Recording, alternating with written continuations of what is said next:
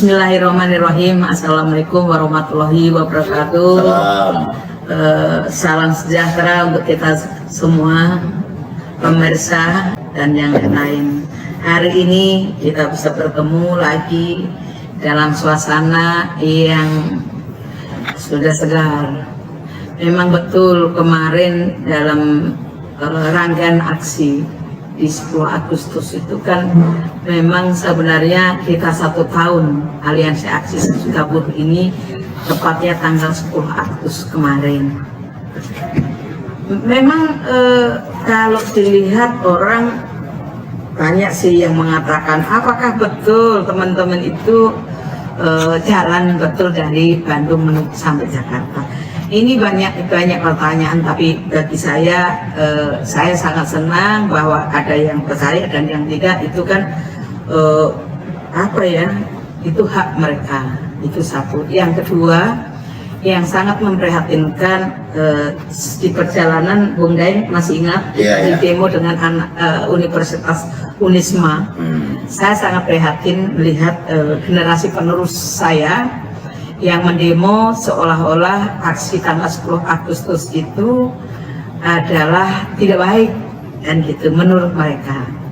Tapi setelah saya salami dan saya sampaikan bahwa terima kasih anak muda dan segala macam, akhirnya orasi tersebut agak galau dan seperti apa ya, galau atau minder lah. Karena memang aksi bayaran lah gitu. Apakah itu aksi itu dari hati nurani anak muda, apalagi Anda itu adalah generasi penerus dan yang terdidik. Apakah Anda tidak pernah berpikir secara jernih, itu dari hati nuranimu sendiri, apakah dari orang lain? Saya tidak marah, tapi saya senang, sangat gembira ada anak muda yang mengkritik nenek-nenek kan gitu.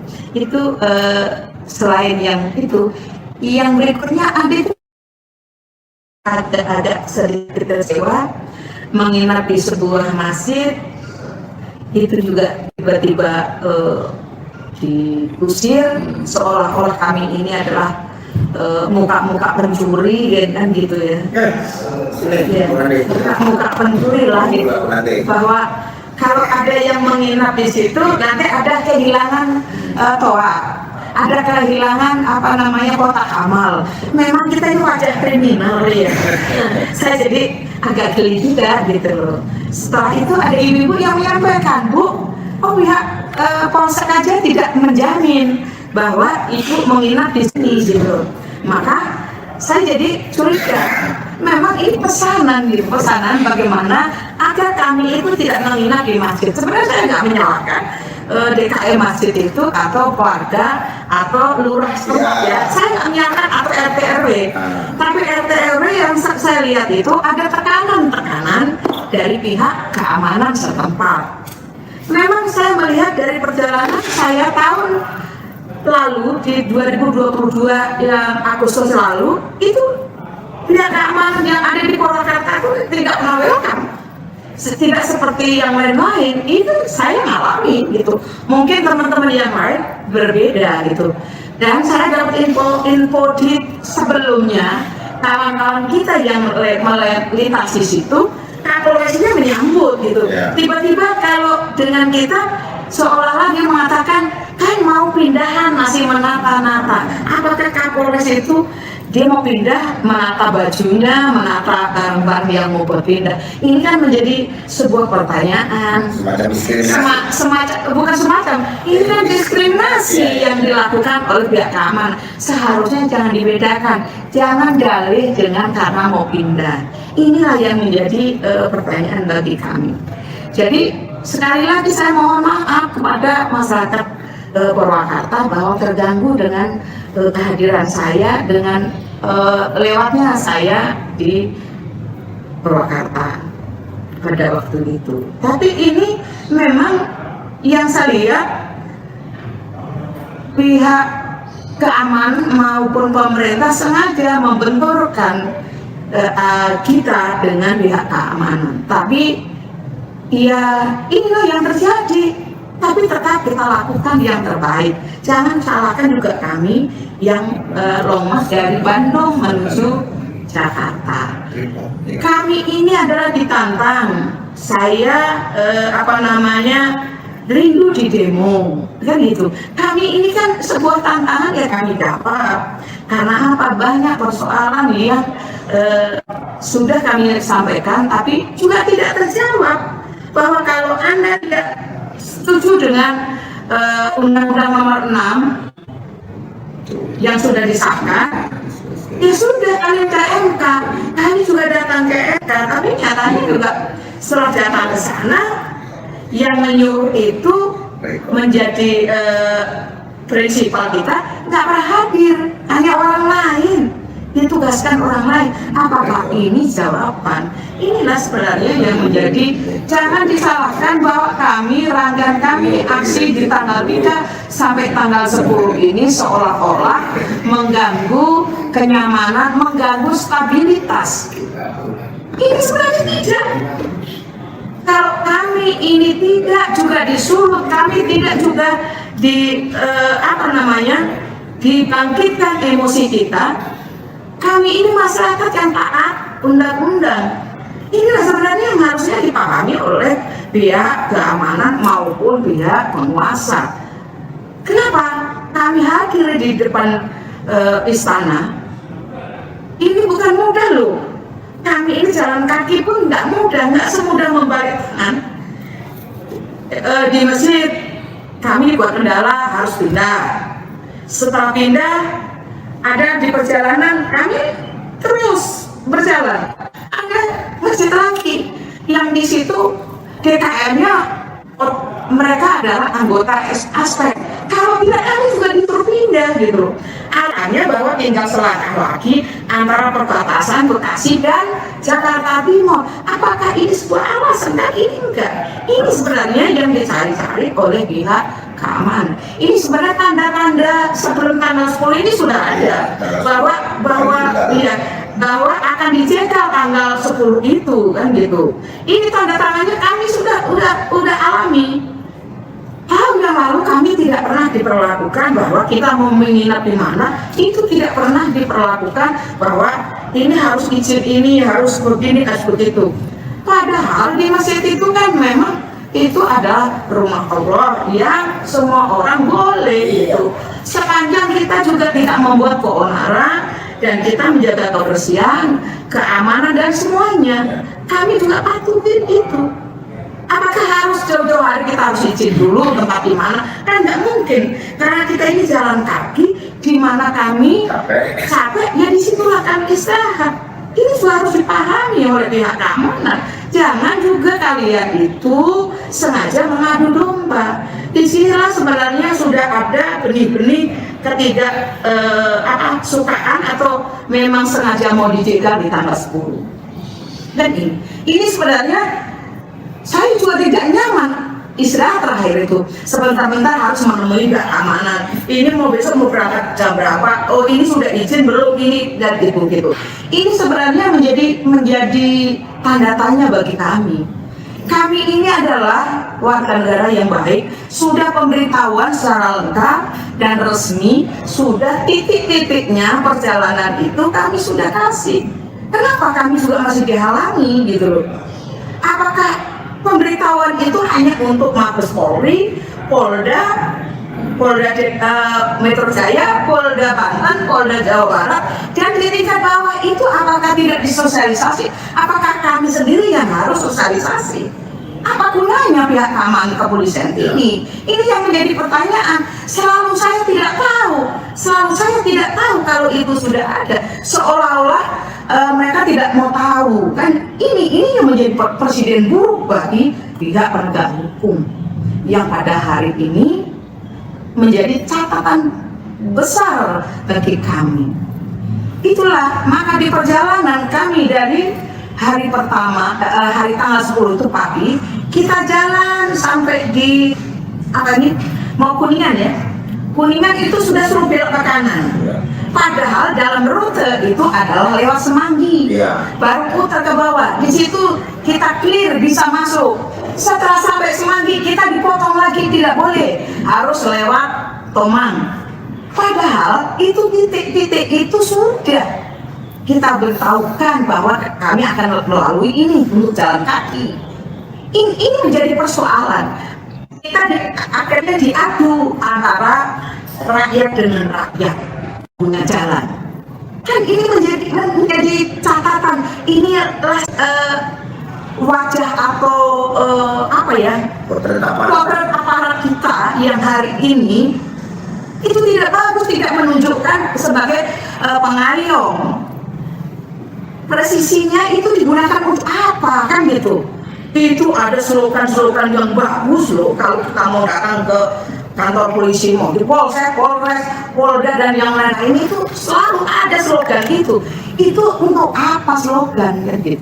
Ini yang jadi gemes. Apakah sekedar itu untuk menakut-nakutin, sekedar bagaimana lip service? Janganlah. Bapak Kapolri mengatakan bahwa ini presisi, ini segala macam, ini begini, tribata,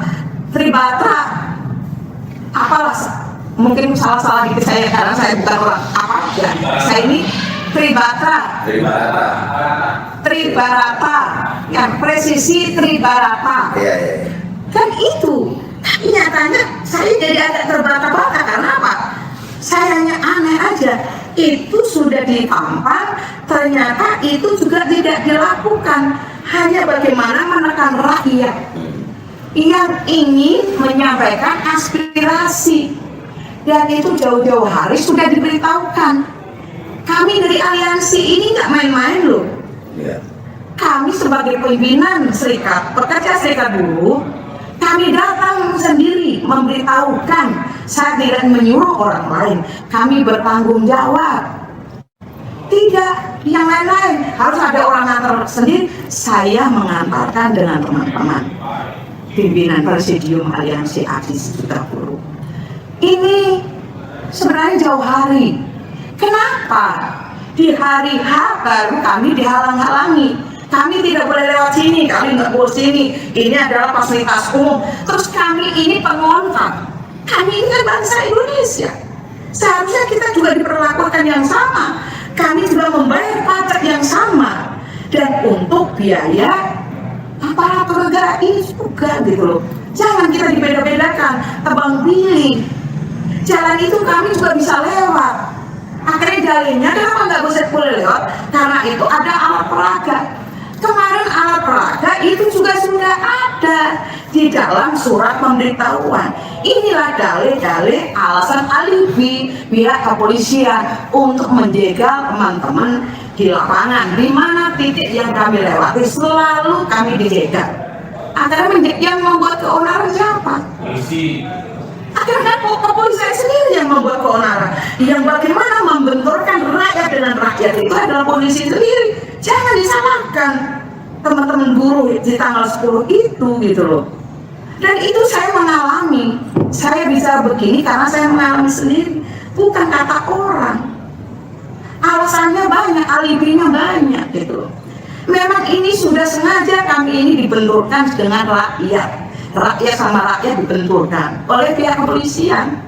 Saya nggak tahu karena saya tahunya berhadapan dengan polisi. Apakah di luar sana ada orang lain? Saya juga tidak tahu. Tapi saya berhadapan dari pihak keamanan. Karena saya sudah juga memberitahukan berkali-kali saya sudah sampaikan. Tapi setiap lolos dari Semanggi turun ke bawah, di depan lagi ada hadangan lagi. Harusnya lewat masuk ke dalam. Ini nanti mengganggu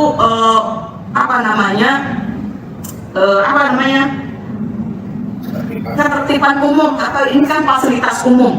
Dan maka sekali lagi kami ini bagian dari bangsa Indonesia. Apakah kami ini pengontrak atau kami ini bangsa lain? Ini yang menjadi pertanyaan saya. Ini sebenarnya mohon Bapak Kepolisian, khususnya Kapolri, agar presisi tribarata itu betul-betul dilakukan dengan baik. Jangan hanya untuk slogan. Kalau hanya untuk slogan nggak penting itu gitu loh. Kami ini adalah bangsa Indonesia, kami adalah warga negara Indonesia yang taat aturan. Setiap kita melakukan ini, kami selalu memberitahukan. Terus kesalahan kami di mana? Kenapa Kenapa kami selalu dijegal? Kami selalu tidak boleh bergabung dengan yang lain. Padahal titik demi titik kami sudah sampaikan. Ini sebenarnya menjadi kecewa bagi kami. Kami ini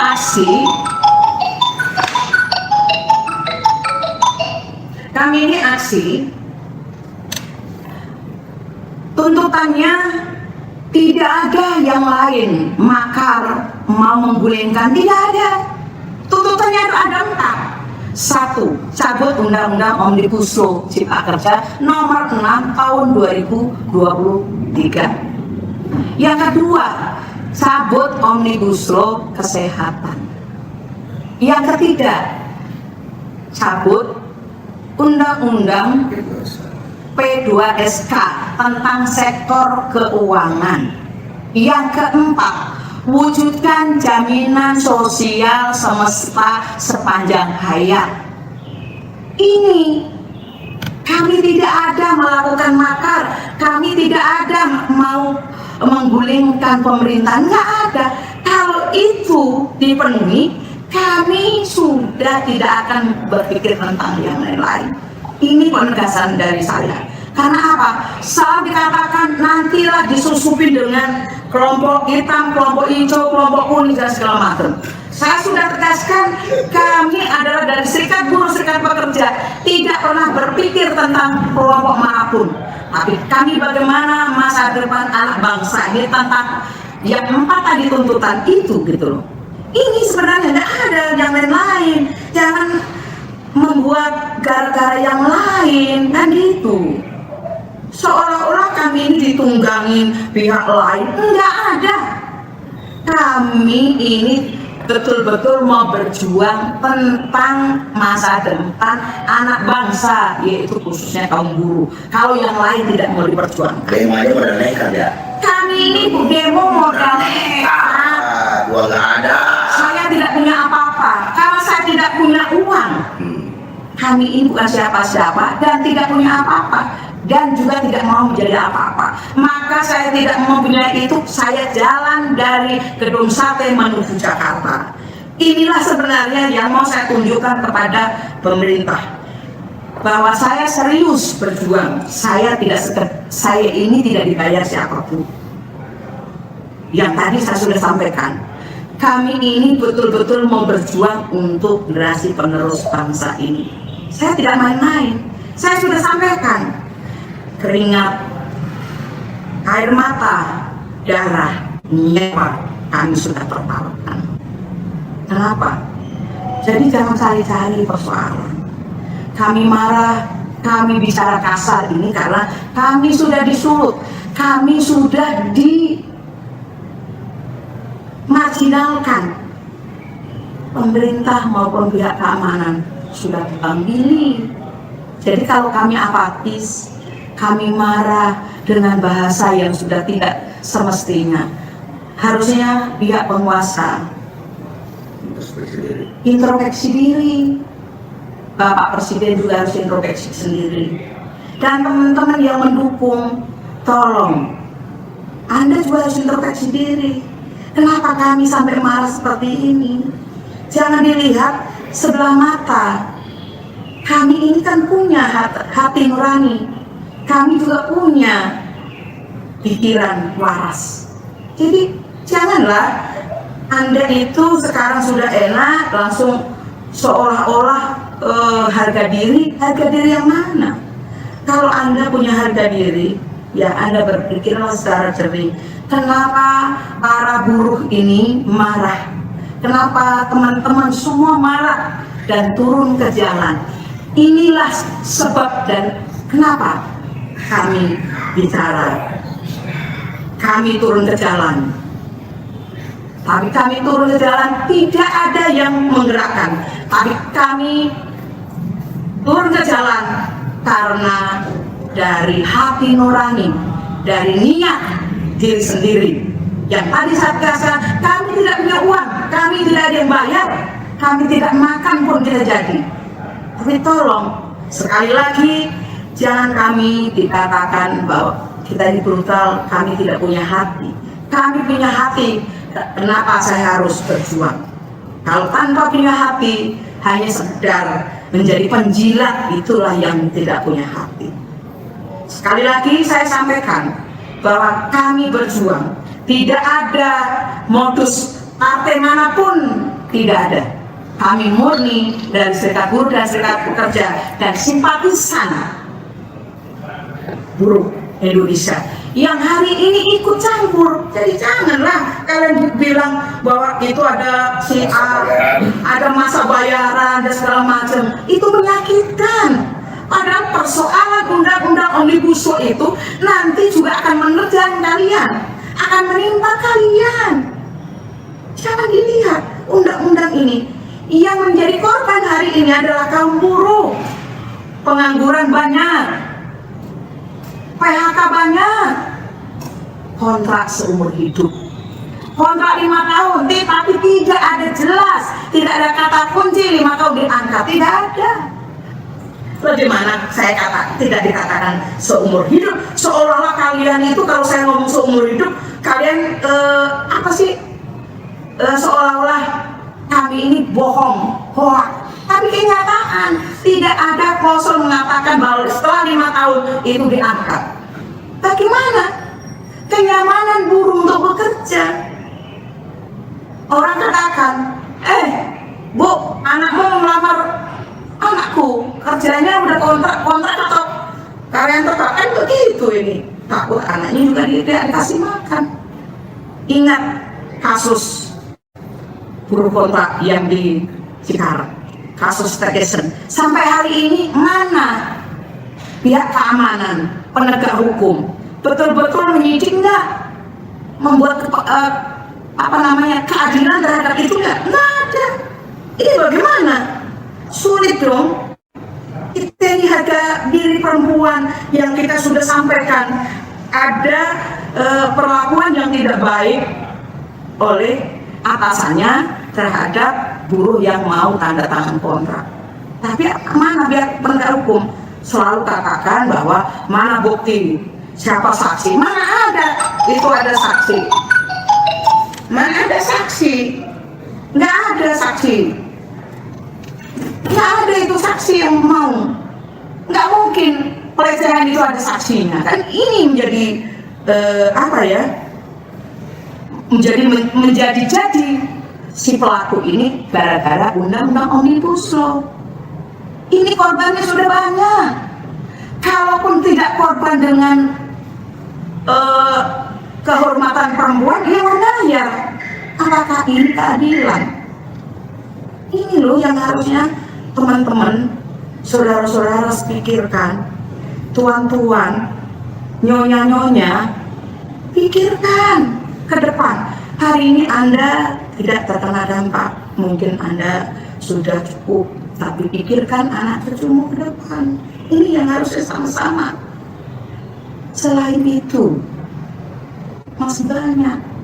Dibilang Omnibus Law Cipta Kerja, Omnibus Law itu adalah untuk menarik investor. Inilah yang digadang-gadang. Apakah betul investor masuk? Kan ini jangan dibilang gara-gara kalian demo, ini salah, kalian salah, karena tidak ada jalan mereka usaha untuk Indonesia. Yang kedua, apakah betul kalau investor masuk itu menciptakan lapangan kerja? Kalian tidak baca secara detail bahwa diperbolehkan semua investor yang datang ke Indonesia menanamkan modal, boleh membawa tenaga kerjanya sendiri. Lah terus rakyat Indonesia ini di mana dapat lapangan kerja? Ngomong kosong. Kalau saya katakan bahwa kalian marah, terus saya harus ngomong apa? Apakah harus saya bohong terhadap rakyat? Ini juga Anda, teman-teman yang hari ini sudah ada di Senayan, yang ini mewakili rakyat, pikirkan baik-baik, tampak di lapangan, supaya betul-betul rakyat ini menikmati hasil yang Undang-Undang 1945 itu, pasal 3 kalau nggak salah ya, isi bumi, air, udara, semuanya dikelola oleh negara untuk kesejahteraan rakyat. Kesejahteraannya di mana? Nggak ada yang menikmati kesejahteraan. Rakyat miskin tidak boleh sakit. Apakah ini? Inilah sebenarnya saya nggak mau ngomong tapi saya dipaksa untuk bicara. Saya dipaksa untuk mengungkapkan kekesalan oleh Anda semua.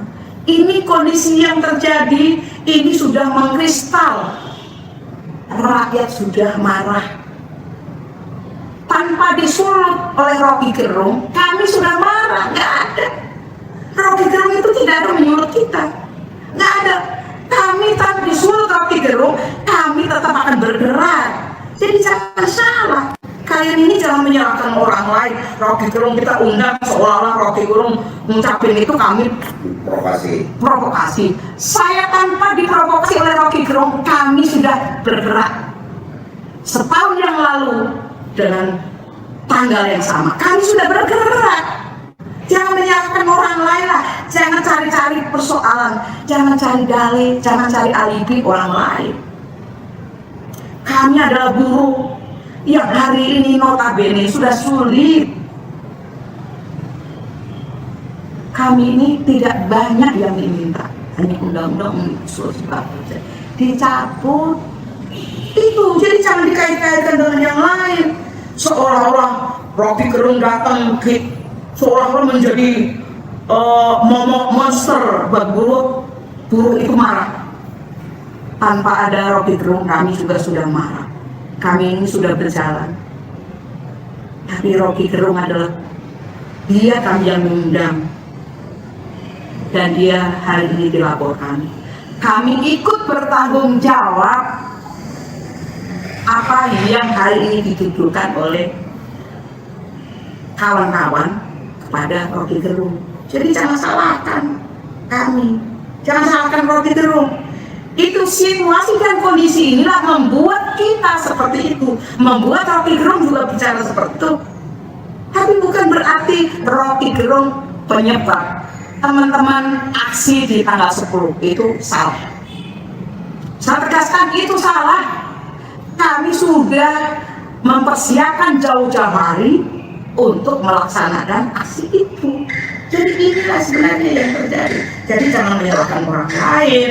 Kawan-kawan, cobalah kalian arif dan bijaksana. Kalian tanya baik-baik, kenapa bisa terjadi seperti ini?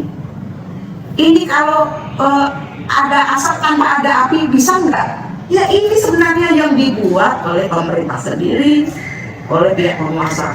Karpet merah diberikan kepada oligarki, bukan kepada rakyat.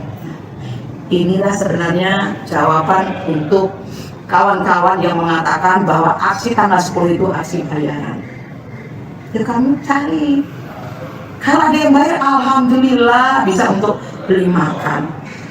Ini yang terjadi. Jadi sekali lagi, janganlah kalian ini mengambil cari kambing hitam. Ayo kita bersatu. Karena persatuan itulah yang bisa membawa kesejahteraan rakyat Indonesia.